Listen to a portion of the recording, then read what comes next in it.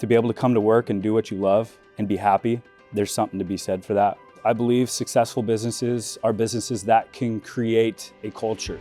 I am blessed to have this opportunity with the culture that they've developed here. It's something special.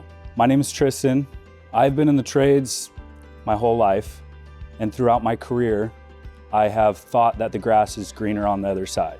In my time with Mainstream, I have realized that the grass is greener on the other side. Todd and Elaine have created something that opened the door for so many trades. You got operators, plumbers, electricians, HVAC, carpenters, the list goes on. It's life-changing for many people, and to get your foot in the door and come to Mainstream is worth you beginning something new here.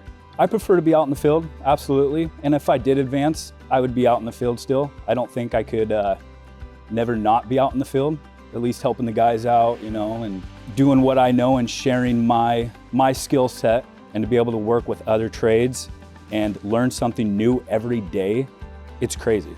We come to work to better ourselves every day, do great work, take pride in our work for our customer.